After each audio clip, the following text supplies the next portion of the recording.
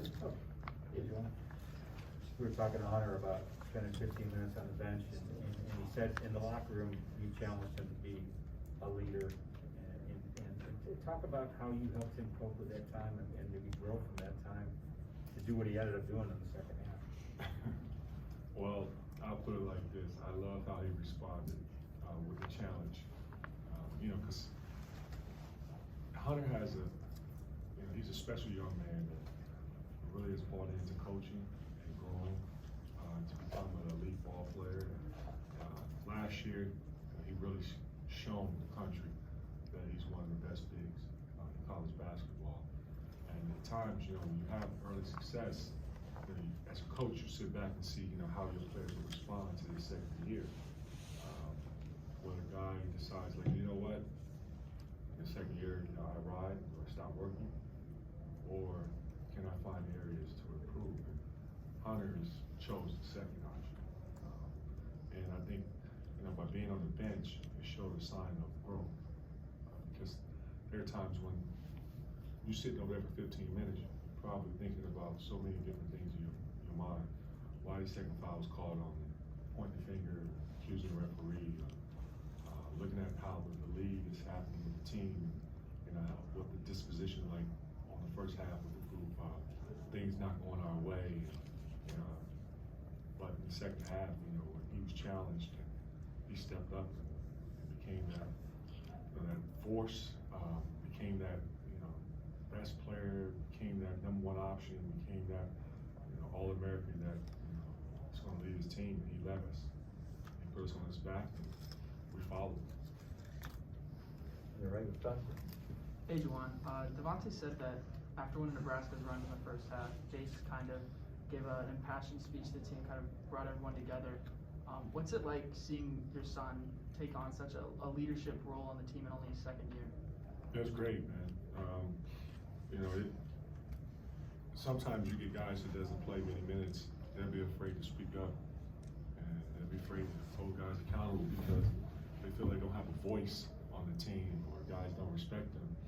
But I admire and respect the guy who putting in all the work in practice, and teammates respect, and take for what he says, take it to heart. They don't take it personal. It shows that he's not afraid to speak up when the team needs, sometimes a different voice than a coach. I really respect guys who doesn't mind, getting out of their shell and doing whatever they can to help, serve the team. And that's what, a young man that's growing before our eyes has become a good leader for this group. Andrew?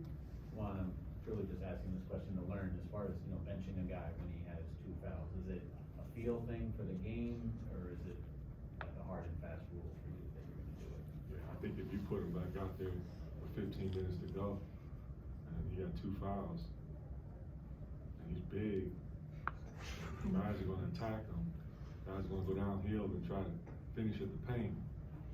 He's also a guy you throw the ball into, a guy going to possibly try to take a flopping charge because when he backs down someone in the post, they're setting up for possibly an offensive foul, which can give you a 3rd foul. Thanks. Daniel? Juwan, Hunter's gotten to the free throw line a lot more in the last 2 games. Would you chalk that up to more aggressive play, or do you think he's just getting calls that he wasn't getting earlier in the season? Really, honestly, I think he should have been at the free throw line more than 6 times, because of the way how he sometimes he get beat on the arm, guys hitting him on the elbow, guys hitting him underneath the hip area. But I'm not here to complain about the referees. It's tough sometimes to ref a game versus a guy who's 7'2", because at times referee have different angles on how they're trying to see. Some of them are looking at the ball, some of them are looking at the feet, some of them are looking at other guys off the ball. So I take my hat to referees. It's a job I do not want, that I'm not good at. Much respect to the refs. Alejandro? Juwan, against Michigan State, you were concerned with defensive communication, defensive effort. Were you more encouraged by the second half today? Yes, I was. Yeah. First half, we had some defensive breakdowns where there were some blow-bys. We didn't do a good job of containing the dribble Guys were making direct drives to the paint, creating scoring opportunities for themselves or for throwing it off the glass, shooting it, and leading to an offensive rebound. And, we got to do a better job containing the dribble. Second half, we did a much better job after we talked about it at halftime. Jake? Juwan, what does a game like this say about the team's resolve? I mean, you guys go down 10, up 7, down 6, 5 wheels, and close it out with time. Yeah, we've been through all kinds of situations. Our teams have made runs, and we've been, where we haven't been successful at the end of the ball game, or like Northwestern, Nebraska tonight. We've found ways to dig it out. That's a part of growth. So it says a lot about this group that they have no quitting. And what do you feel like the team needs to do better when Hunter's on the floor? It seemed like even in the second half when he went out, they kind of made that push behind it. Our defense, we got get stops. Daniel? Juwan, Hunter again tonight said he wants to see the team play a full 40 minutes. What do you think has prevented the team from playing a full 40 minutes? Well, you started out with the person, Hunter. Hunter was out of the game in the first, he only played 5 minutes in the first half. If we would have had Hunter out there and it wasn't in foul trouble, then I think it would have been a different sort of, our energy would have been a lot different. Our disposition would have been a lot different. It's very challenging to have your best player sitting over there for 15 minutes, a long extended 15 minutes. But I give credit to our guys; they was clawing, competing. Yeah, there were times when the ball didn't go in the basket for us, or we didn't get the stop that we needed. But I respect and I really appreciate how our guys really work, despite having the best player sitting on the bench. Juwan, Eli was talking about playing with urgency but not panic. I guess kind of what's the key to getting solid players to, it seems like a fine line maybe. Well,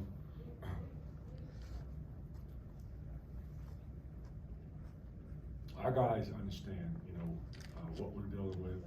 They understand that this is a very competitive conference, and you got to go out there and compete every game. There's no easy matchups.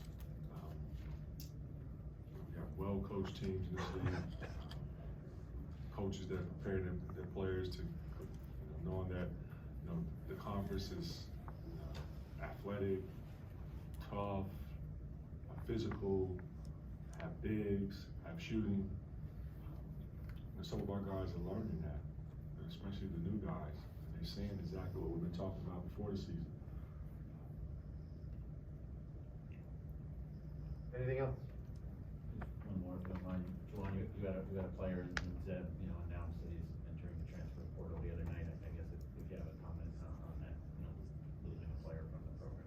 Oh, we wish him well. What a wonderful kid, come from a great family, mom and dad, beautiful people. Zeb, great person. He believes that there's a situation out there that's better for him. Wish him well, and I have nothing but 110% support from me. And if you need me for anything, he knows it. I'm here for him. Coach, thank you so much.